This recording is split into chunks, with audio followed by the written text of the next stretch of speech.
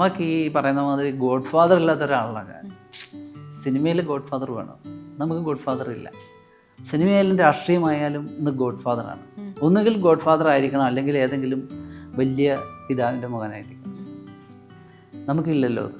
നമ്മൾ ഈ ഗ്രാമത്തിൽ നിന്ന് കപ്പയും മുളക് ചമ്മന്തിയും ഒക്കെ കഴിച്ചിട്ട് ഈ 50 രൂപ അപ്പൻ്റെ 50ഉം മേടിച്ച് ഈ കഷ്ടപ്പെട്ട് നടക്കുന്നവരാണ്.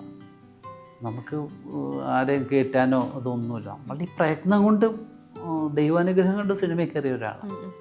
അല്ലാതെ ഇന്ന ആൾക്ക് ബിനോയ്ക്ക് ഇന്ന വേഷം കൊടുക്കുന്ന ഒരാളും അങ്ങനെ പറഞ്ഞിട്ടില്ല ഇന്ന് വരെ. അപ്പം അതുകൊണ്ടാണ് നമ്മുടെ ഈ വളർച്ചയ്ക്ക് മാധുര്യം കൂടുന്നതും.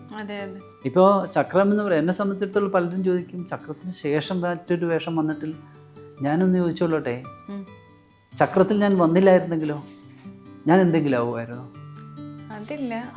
അത് ഈ പറയുന്ന മാതിരി മനുഷ്യനെ സംബന്ധിച്ചിടത്തോളം അവൻ്റെ ചില കാലഘട്ടങ്ങളിൽ ഭാഗ്യനിർഭാഗ്യങ്ങളുടെ ഉണ്ട്, എല്ലാവർക്കും ഉണ്ട്. ശ്രീരാമൻ കാട്ടിപ്പോയില്ലേ, പക്ഷെ പിന്നീട് അദ്ദേഹം എന്തായി തിരിച്ചു വന്നു, രാജാവായി തിരിച്ചു വന്നു.